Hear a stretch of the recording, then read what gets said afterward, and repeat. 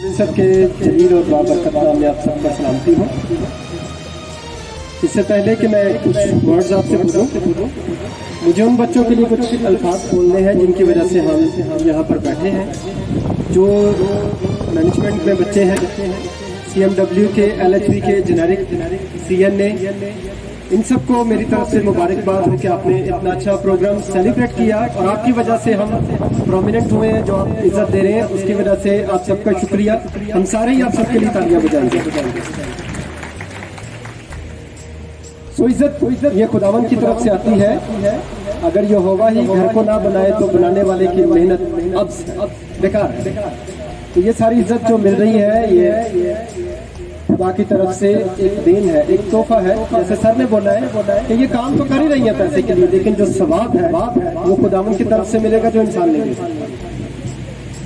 इसी लफ्ज पे बात करेंगे। असरे हाजिर की जो नर्सिंग है वो बहुत तरक्की कर चुकी है। ये वो वाली नर्सिंग नहीं है जिसे आप टीका नर्स कह के बुलाते थे। अभी नर्सिंग बहुत तरक्की याफ्ता है और सर ने बहुत सारे नाम लिए जो PhD कर रहे हैं। अभी रिसेंटली जो एनरोल हुए हैं, सर बादल को सारे जानते हैं। गाँव से विजिट आता था, सारे अलर्ट हो जाते थे विजिट आ रहे। उनका नाम एनरोल हुआ है, मैडम नहीद का, सर की वाइफ का हुआ है। ये सारे अभी रिसेंटली इसी साल में एनरोल हुए हैं जो PhD कर रहे हैं। पहले PhD अगर कोई करता था तो पता नहीं बड़ा हवा होता था, उसने PhD की है, पता नहीं क्या हो गया। अभी स्पीड में सबसे ज्यादा जो एनरोल हो रहे हैं वो नर्सिंग, क्योंकि फ्लोरेंस ने जब विक्टोरिया नेहत ने नर्सिंग का जो हम मॉडर्न नर्सिंग के फाउंडर कहते हैं, इसे नर्सिंग से प्रोफेशन में चेंज कर दिया। और ये एक दिन में नहीं हुआ, इसकी एवोल्यूशन जो है वो बिल्कुल कदीम जमाने से मिलती है। सबसे पहला जो हमें हवाला मिलता है एक्सोडस चैप्टर 2 वर्स 2 में, वहाँ 2 नर्सिस, मिडवाइफरी नर्सिस कुछ काम कर रही होती हैं जिससे हजरत मूसा पैदा होता है।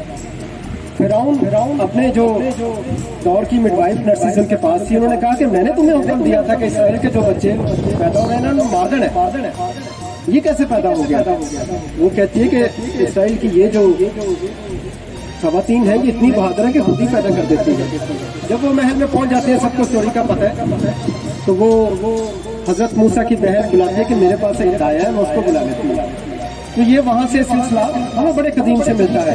फिर आगे जब आता है तो नन सिस्टर्स और ये वालों जो है, इनको ये महसूस कर देते थे कि आप अपनी इबादत गाहों से निकलें और वो जो दुखी इंसानियत उनकी खिदमत करें, उनकी मरहम पट्टी करें। वो भी नर्सिंग थे। उन्होंने पहली दफा इनको कहना शुरू कर दिया कि हम नर्सिंग के लिए निकल रहे हैं। ये जो सिस्टर्स थी ये कहते थे कि हम नर्सिंग के लिए निकल रहे हैं। उस नर्सिंग से वर्ड नर्स बना जो आज हम मॉडर्न दौर में यूज करते हैं। फिर दौर आया, इस्लाम का दौर आया और एक जंग लग गई। हजरत सल्लल्लाहु अलैहि वसल्लम ने रुफायदा बिन इस्लाम को ये जिम्मेदारी दी कि जो जख्मी है इनकी मरहम पट्टी करनी है। उन्होंने बड़ी तंदही से, बड़ी तगदौ से काम किया और उसमें लैक नहीं आया। उस जंग में वो जख्मियों की मरहम पट्टी करती रही। फिर उन्होंने जाना कि मैं अकेली काफी नहीं।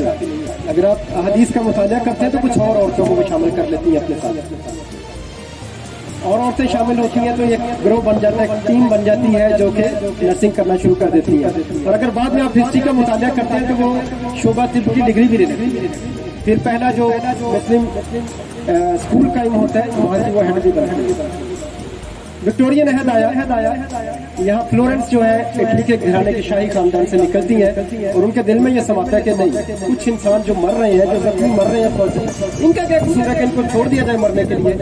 वो जंगलों में जाती है, मरने का भी डर है। रात को लालटेन हाथ में, जो ये आपने बच्ची देखी है मलाइका ऐसा फ्लोरेंस, वो लालटेन हाथ में लेकर जख्मियों को, हाँ वो जो दिखा रहा है बच्चा, वो लालटेन लेकर निकलती है कि जख्मियों को उठाया जाए। वहाँ एक फौजी बैरक उसे मिल जाती है जिसमें वो अपने जमा करना शुरू कर देती है मरीज, और फिर एक रिक्वेस्ट करती है किंग एडवर्ड कॉलेज को कि अगर एक फिजिशियन हफ्ते में एक भी विजिट कर ले तो हमें पता चल जाए हमने मेडिसिन कौन सी सिलेक्ट करनी है। आज तक यही है, वो राउंड करता है, मेडिसिन लिखता है, डॉक्टर चला जाता है और नर्सिस के जो हाथ है वो उसकी केयर करते रहते हैं।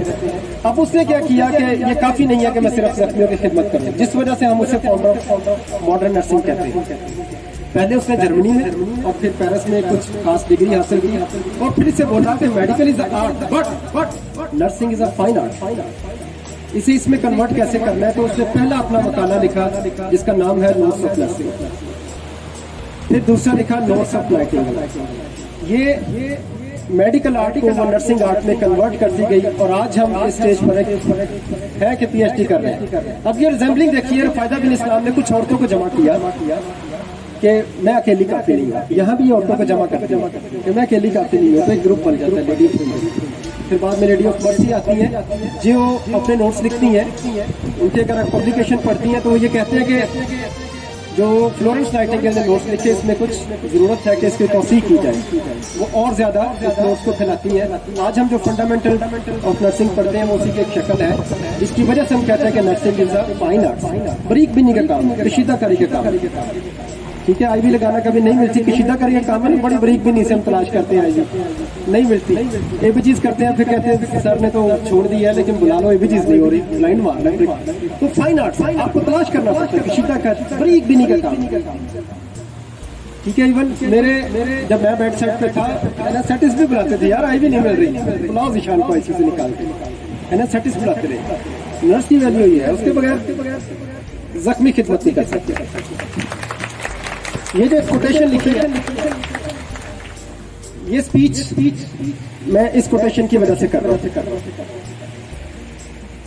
ठीक है, हजरत यसुल मसीह के लिए लफ्ज यूज होता है इंग्लिश में क्राइस्ट, उसका मानी है मसीहा। जो भी डॉक्टर इसको कहते हैं, ये डॉक्टर तो मसीहा होता है, डॉक्टर तो मसीहा होता है। केयर किससे वो कर रहा था? लिखा उसने अपने हाथों को मट्टी पे लगाया और से कहा कि जा तू गीला हो जा, तू ठीक हो जा। दूसरा अंदाज है, वो कहते हैं कि उसने अपने हाथ उसकी आंखों पर लगाए ताकि वो सुनाई पाए।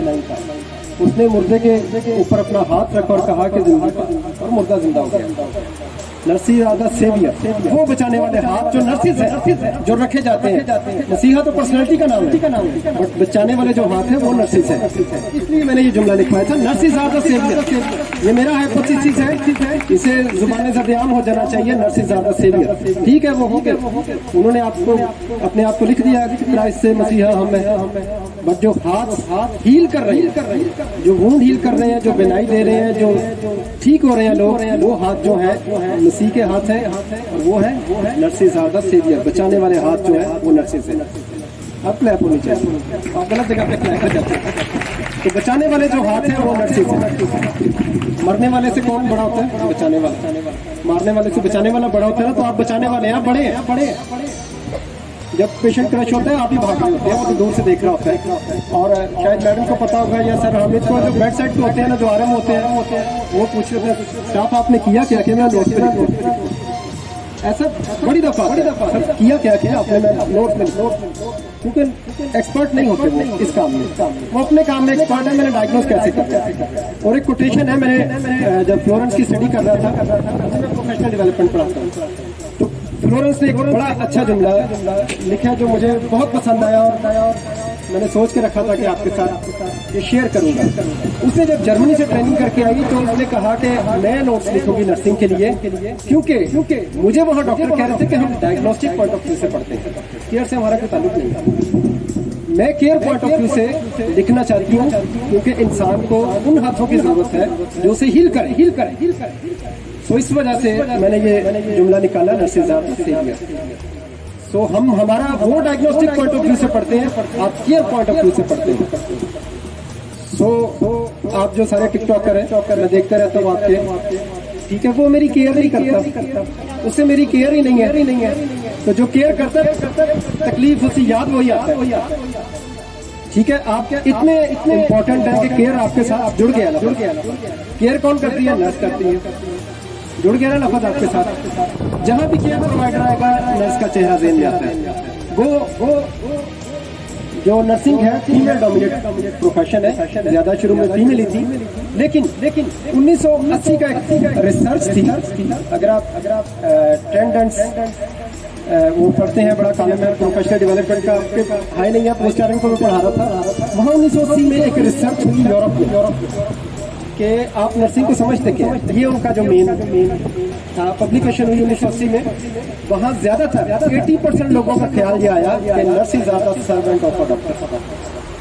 ठीक है, आप मकाला देख के पढ़ सकते हैं, नोट्स में लिखा हुआ है, डाउ का जो पीपीटी है उसमें भी लिखा हुआ है, nurse is the servant of doctor.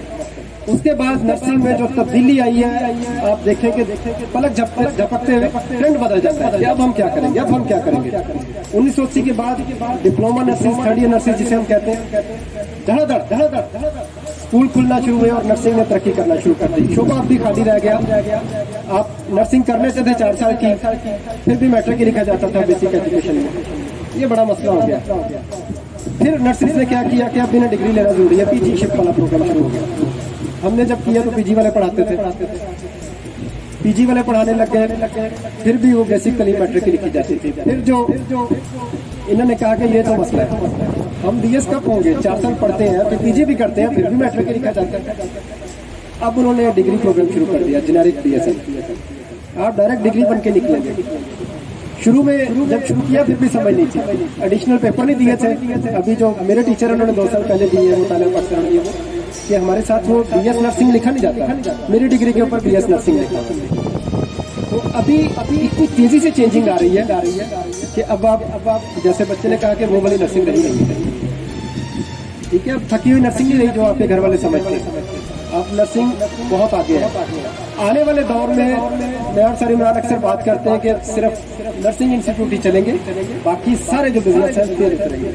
बीमारी खत्म नहीं होगी, ठीक है। जितने आसमानी मज़ाहब है आखिरी आलमी जंग का इंतजार कर रहे हैं, तबाही बड़ी होनी है, जख्मी बड़े होने हैं, तो नर्सिंग ही काम आएगी। फ्लोरेंस वाला दौर वापस आएगा, आप जख्मों की केयर करेंगे। मुझे मीडिया वालों से बड़ा गिला है, जो कोविड में मैं जाता रहा एक्सपो में अपने बच्चों के पीछे, जहाँ जाते रहे नर्सिस धड़ाधड़ रहे, वो डॉक्टर वहाँ नजर नहीं आता है कि बैठा होता है, वो भी कोने में चाय पी रहा होता है, कोई एक कॉम्प्लिकेशन होती है, फिर जाते हैं। और पूरे मीडिया ने सर के चैनल के अलावा जान खाई थी, डॉक्टर्स फ्रंट लाइन पे हैं, डॉक्टर्स ये कर रहे हैं, डॉक्टर ये कर रहे हैं। तो जो नर्सिस हजारों की तादाद में वहाँ थे, वो क्या कर रहे थे? वैक्सीन किसने लगाई है? मुझे खुद एक नर्स ने लगाई है, 2nd ईयर की बच्ची ने मुझे वैक्सीन की है। तो ये कहाँ से? अभी जो ARY में प्रोग्राम चला तो हमारी पोस्टालिंग की बच्ची एक रेहाना है, उसने कहा कि ये मीडिया का लैक है, उन्हें पता नहीं है कि फ्रंट लाइन पे है कौन है। ऑन ईयर उसने कहा ARY का प्रोग्राम देखें 12 मई का, उससे बोला ये मीडिया का लैक है। हजारों नर्सिस थे, डॉक्टर था वहाँ एक्सपो में, आप कह रहे हैं फ्रंट लाइन पे वो खड़ा है कि नहीं खड़ा। तो नर्सिस जो है वो फ्रंट लाइन है, ये 2nd लाइन पे है। इनको हफ्ते बाद बुलाते हैं, आगे ग्राउंड कर लो, कुछ करना है कि नहीं करना। तो जो फ्रंट लाइन पे 24 घंटे है, इनको पहले आना चाहिए। तो सेवियर पहले है, मसीहा बाद में। सेवियर को पहले आना चाहिए। फिर BSN पे मसला खत्म नहीं होता। अभी ट्रेंड बन गया, जिसके पास MSN नहीं है स्कूल को मसले पड़ जाते हैं, डिग्री और आगे करती है। हो सकता है आगे 5 साल में बोले जो PhD करेगा वो प्रिंसिपल बनेगा। तो हम आगे से आगे जाते जा रहे हैं। अब अगर आप मॉडर्न साइट्स पे देखें तो वहाँ उनके फॉर्म पे लिखा होता है पब्लिकेशन आपकी कितनी है, रिसर्च की है कि नहीं, तो पब्लिकेशन लिखी जाती है। मैंने जब पहला इंटरव्यू दिया था लाइफ में, तो मुझे सबसे पहले क्वेश्चन ये हुआ था कितनी पब्लिकेशन है। मैंने कहा एक भी नहीं है।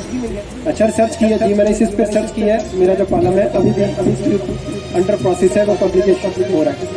उन्होंने बोला मेन क्वेश्चन आपका कौन सा है, अगर 2 नंबर किया किसी ने कॉपी पेस्ट किया तो फिर भी आप फंस जाते हैं। तो मैंने बता दिया, मैंने कि मैं मेन मेरा ये है, पीछे 8 ये करते हैं, इतना मेरा डेटा आया था, इतना ये आया था। उन्होंने मुझे डायरेक्ट कॉल की वाइस प्रिंसिपल के लिए कि आपने क्योंकि अभी MSc नहीं किया, रखना आपको ये चाह रहे हैं। खैर मुझे वो स्कूल पसंद नहीं आया, बिल्डिंग भी पसंद आया।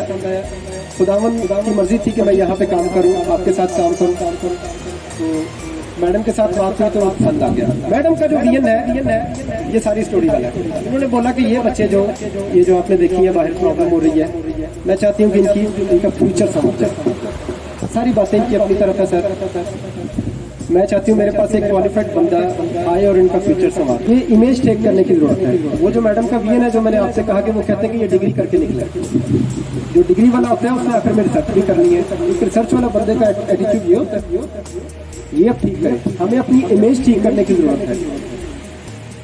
ठीक है, आर्ट्स से हमें फाइन आर्ट्स पे निकलना है। और मैंने अक्सर जिक्र करता हूँ अपनी PPT में, अपनी टोनेशन ठीक करने, आपके जो गेस्चर्स हैं, आपके टोनेशन हैं, ये आपकी इमेज बनाएगी कि आपकी पर्सनैलिटी क्या है।